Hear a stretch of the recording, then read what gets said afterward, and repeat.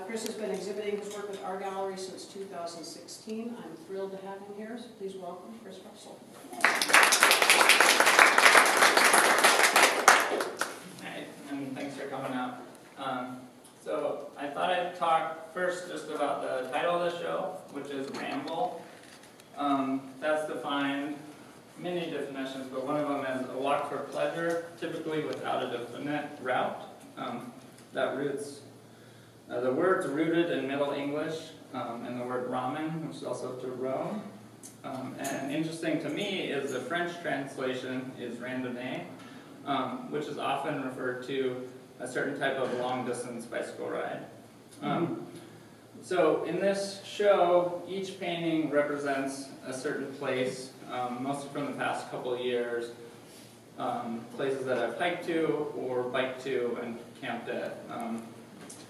So I thought Ramble kind of was fitting in that it was all about that kind of open-ended exploration out in the countryside. So I thought I'd just talk about a few of the paintings. There's quite a few in the show, so I'm just going to talk specifically this one, which is titled Stone Carving. This area is the East Fork of the Lewis River.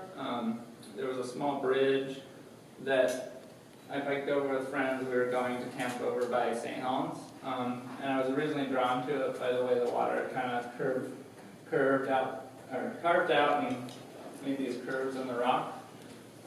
With this piece, I wanted a little more space than most of my paintings, which have kind of gotten dominated by like these hard-edged lines and a lot of details and plants.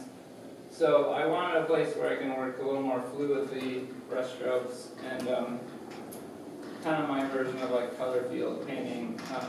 I did end up kind of framing it with the more hard-edged details to tie it into the other work. So then I thought this is a really good painting to kind of show like my aim of what I'm going for when I'm working in my studio. This piece is called King's Labyrinth. I think you can see the landscape, but you can also see kind of a Pollock-esque approach, like an abstract painting. So to have that kind of movement in a painting, there's a materiality of the paint. I have like kind of a fast, transparent brush strokes layered over with thicker. A lot of it's done with palette knife. And then I have these really small details where it's done with glazing to get the kind of cool greens of the pine needles. So I like that tension where it's kind of equally about a place I've actually observed, but it's also about the improvisation and kind of an abstract approach to painting. So that's something I kind of aim for in most of my work, where I have a kind of dual approach to it, where I'm experimenting in my studio, but it is always tied to experiences outside.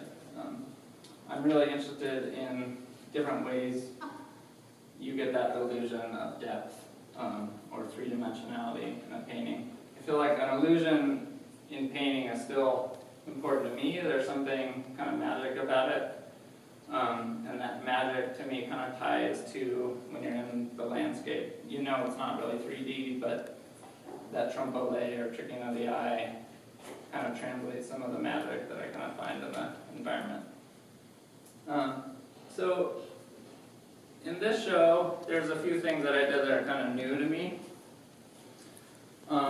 One thing is just allowing work that is like different levels of finish, where my last show was pretty much all paintings resolved to the same level. In the room in there, I have 4 sketches that are done in plein air, different forests around Oregon. They're just done in one sitting. Definitely looser than a painting, which can kind of go on for a month or more. And then similarly to the drawings, a number of these paintings were actually done plein air. And originally when I first did one of these paintings outside, I thought I would then maybe rework it in my studio, kind of crispen up edges, make it more consistent with how I normally paint.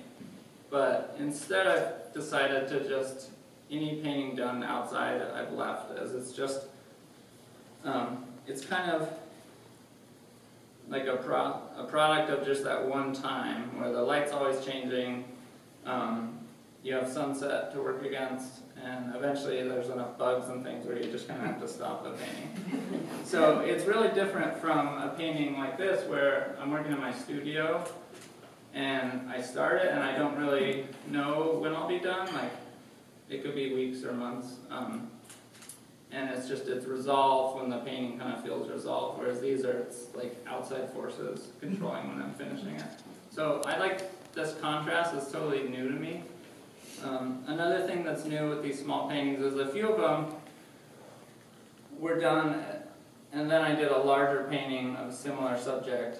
They directly relate, and it's really, they were kind of trial runs.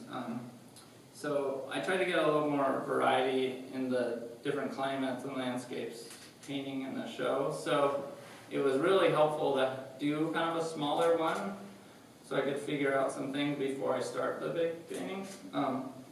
And even though that idea of like an artist sketch or a trial run for a bigger piece is really common, it was totally new to me. I generally start a painting like this with maybe a 5-minute sketch, and then it's just like a lot of figuring it out as I go. So having more variety of work in the show, that was super helpful. So then I thought I'd address this bike, which is here. So when I've actually had the idea to show the bike with the work kind of from the get-go, before the bike was set up to use for painting and before the paintings were really done. The idea of having this bike kind of gave a narrative to all these paintings, which allowed me to work in my studio really freely, where I didn't have to worry too much about making connections between every piece, because I kind of had this object that links them through the experiences I've had on the bike. So that's kind of a straightforward connection. I've actually used the setup to do some of the paintings. And then it's also here as kind of like symbolic for just how these are all kind of inspired by my time outside and my bike rides and adventures with friends. And riding a bike for me, it helps me kind of connect to nature. It slows you down versus like driving to places. It's a lower impact versus driving. And it kind of forces you to appreciate more of your close surroundings, since, you know, I can get 100 miles away and camp, but I'm staying generally within Oregon and Washington and not getting there super far. So for me, it's made me focus more on details of surrounding landscapes, instead of like feeling like I have to travel to another country to get another interesting painting. Like my first painting about 2 years ago, where I had like some lichens and a mushroom in it. Since then, it's really focused more of my attention, like looking at the ground and looking at details. You can get interesting landscapes in like pretty immediate surroundings. So you can pretty much, any forest, you start looking at the details, and that's where a lot of these paintings are coming from. Things that are easy to find close around. So I also wanted to address this bike, since it is here in the art gallery, as like an aesthetic object. So I paint all the time. I also work as a bike mechanic, and I'm really interested in customizing bikes. And I think that kind of gearhead or bike enthusiast idea can actually really be related to like an interest in fine art. So as someone customizes and makes a bike their own, they kind of develop their own aesthetics and their own tastes. And then like in a painting, you have a dialogue between the history. Like in painting, every painting, you can connect to different paintings throughout history, different artists you like. Similarly, if you're building up a bike, you kind of translate your interests, where This bike, the frame is an 80s mountain bike. My friend built the rack and the light mount and all that. And all of that's kind of inspired by like French cyclotouring from the turn of the century. So this bike's kind of this unique thing that it's not really anymore an 80s mountain bike. It's also definitely not a vintage French bike. It's like my own creation, kind of. So I thought this parallel between fine art and this interest in custom bikes was summed up well in an essay from this book. So I was going to read a short thing. This is Dave Hickey, art critic, and he was an art dealer for many years. And in his essay, he's talking about the art market, but he begins with his interest growing up in customizing and hot rodding cars. So even though they're custom cars, which aren't bikes, I think it still communicates the same parallel. So I'm going to read 2 paragraphs from this. Even my first glimmering of higher theory arose out of that culture, the rhetoric of image and icon, the dynamics of embodied desire, the algorithms of style change, the ideological force of disposable income. All of these came to me, couched in the lingua franca of cars, arose out of our perpetual exegesis of its nuanced context and iconography, and it was worth the trouble, because all of us who partook in this discourse, as artists, critics, collectors, mechanics, and citizens, understood its politico-aesthetic implications, understood that we were voting with cars for a fresh idea of democracy, a new canon of beauty, and a redeemed ideology of motion. We understood that we were dissenting when we customized them and hopped them up, demonstrating against the standards of the Republic and advocating for our own refined vision of power and loveliness. Then he kind of goes into the specifics of the cars he traded up and worked on, but I'm going to read one more paragraph after that. Thus, years before I'd ever seen an official work of art, I could claim an evolved aesthetic. I could have told you, if you had asked, that I was neither minimalist nor formalist. I did not hold with the suppression of text and ornament in order to create a blank reflective sleeve of aerodynamic color. Nor was I a modernist in the architectural sense, devoted to stripping away the cosmetic surface of a vehicle to reveal its glamorized functional apparatus. Nor was I an expressionist, beguiled by gaudy leadwork and gaudy flame jobs. Why? Because I didn't want to drive a singular, autonomous work of art. I wanted to dissent, not defect. So, I think I'll end on that, and I can do answers, but first we're going to do Joanne. We'll do some questions. If people Okay. have questions, we can take Okay. some questions now. So, yeah, if the Has a question for Chris?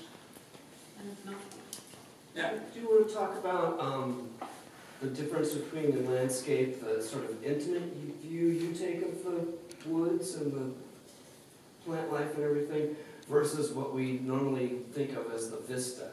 And I think the vista peeks through on a couple of your pieces, and I just want to know a little bit about your preference for that. I like that quite a bit myself. So, and also I noticed in the one behind you there, we actually also see the sky. It's going that far back. So just it's sort of like a pull in your work Yeah. between the two. Yeah, I mean, I think a lot of traditional landscape is tied to the idea of the sublime, which is like, there's like this grandeur and this danger of nature, and so like that big vista is kind of, you're shrunken to it. I think I've actually started more in that. Like I've been painting mountains and landscapes for many years. It's kind of been my focus. And I think it's the way I am experiencing nature more that's led to this more close-in view, is where I grew up in Colorado, like skiing and being in the mountains was a bigger thing, and now it's pretty much my time outside is mostly bike rides, and it's mostly in the woods, and you don't get, it's pretty rare to even get a long vista. Usually you do because of like clear cutting, and that's about the only time you even get that long. So part of it's just my experience, And then, yeah, I don't know, I mean, I think there's something to that where it's connecting with nature and not needing the more grandeur of the view. I'm not sure exactly, but I think that. Thank you. Yeah. Could you talk a little about your palette? Your greens are unusual to my eye, and I think that's part, for me, of the appeal of these paintings. They don't look quite like what I expect I'd find if I stood in that spot. Yeah. I mean, yeah, the color when I'm working is like their paintings are as much about color for me as anything else, I think. That said, I do see these kind of really vibrant colors in nature, and I think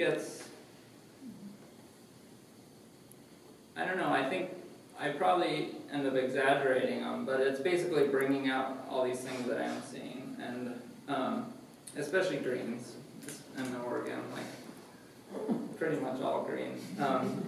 That one painting has a quote, but it was from my friend told me a kind of romantic artist had, and it was that nature is too dimly lit and green. Or I'm probably quoting not quite right, but yeah, there's so much green, and I think I don't know. I am seeing these colors, and I think I just focus on them. And I mean, with paint, it's all about that pigment and you want to communicate your story. I think the stronger you can communicate it is like the stronger you can make your colors, in my case at least.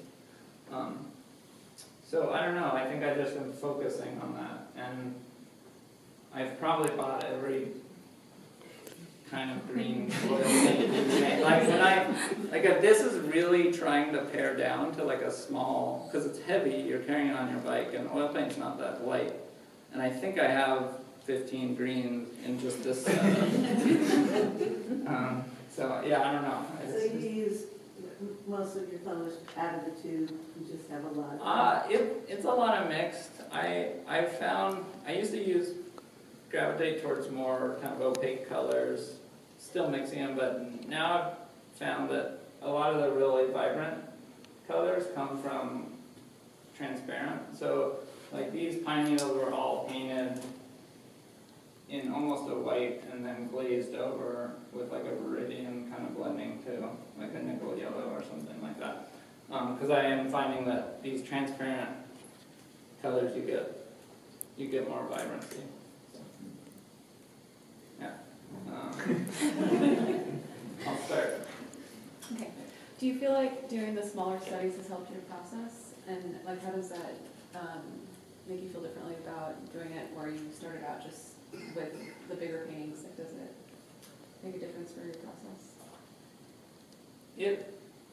I think it's helped, like, it's helped in that I can kind of find things that are happening that are interesting and then focus on that more for the bigger. Like these two pieces each have basically a bigger version in that room, but they're totally different composition, and I think that's important to me where I don't want to have like a plan that I have to stick to for a big one, because I think that'll be hindering, whereas just doing something like that type of scene and then doing it bigger, it has been really helpful, and part of it's just been, like with this, it seemed different to me and kind of daunting, like focusing on these wildflowers and this kind of higher up, really brightly lit rocks and things. So I don't know, it's been really helpful as just kind of see what's working, what's not working. So probably cut some of the time and struggle out of the bigger pieces. You have a question? Kind of dovetailing on the two previous questions, I would love to hear more. It's not a question so much, just I would love to hear you talk more about being in plein air, being in the forest, and looking at smaller things. How do you pick? How does your eye travel through this immense amount of information that you're looking at to zero in? Not how you pick the composition, but how do you not, because there's so much life and breath, and you are able to leave your canvas open in a lot of times. Can you talk to us about this, please? Yeah, I mean, so when I started the drawings actually a while ago, but I never really thought of them as something to show. But when I started those, I deliberately wanted to set up in a place that could not be captured in terms of the amount of overall detail. Like, basically, you can sit anywhere in a forest where you're surrounded by tons of species of plants and leaves and everything, and there's no way you can capture it all, especially before the sunset, so before you're cold or something. So for me, I don't know how I choose what I draw. It's just you're overwhelmed with information, and it makes you work fast and looser. And that was kind of the goal for me, is like, it's kind of forces me to just work a little looser. And in terms of what ends up in it and what doesn't, I mean, a lot of that's just like what you get done. I mean, I pick things, usually like, before you set up, or you're like, all right, I'm kind of looking at this, it's what draws your eye. And then yeah, I think since I'm used to working on big pieces so when I'm working on that, I might have a sketch or two, but I have a lot of photos and I've been to the place. So I'm basically picking from all these different details of photos, making up branches and things. So I think that I've already kind of gotten used to where I'm like just picking and choosing. I've thought of it as like, you kind of have a vocabulary with painting. If it's totally abstract, you kind of develop different brushstrokes or different ways that paint moves. I try to approach that where it's like, well, I have this whole vocabulary that I can choose from. It just happens to all be kind of tied to specific things I'm seeing. And yeah. Well, I just following through on the other questions, number one, I loved your raw canvas underneath, and I'm surprised you do oil on it, so that's kind of cool. Then your 3D pieces, can you talk about those? Or they look 3D from here, I'm not sure if they are. That little piece in the other one. Yeah, it's just, so like this versus this. These are happening in my studio, and I'm used to using a lot of paint, and these are like, for the past maybe 4 years, leaving some of the canvas and not having it so thick is kind of new. But you're still using quite a bit of paint when it's that big. So if I have that on my wall and I have a piece of this big on my wall, it's pretty easy to end up with a lot of paint on a small canvas. So part of it is using up like, I'm always mixing color and like the wrong color and ending up with a bunch of potentially wasted paint. So then when it's small, I just end up like piling it on. So the 3D, it's all oil paint in different levels of dryness. And I've kind of like, I think I've gotten a little more with actually incorporating into where it's not just a lot of paint on there and kind of details painted over, but it's actually starting to kind of become the objects in it. And I think I enjoy it because it's playing with that trompe-l'oeil and then bringing a dimensional aspect to it. So it really kind of is another level of kind of interest or almost kind of trickery that's just enjoying to do.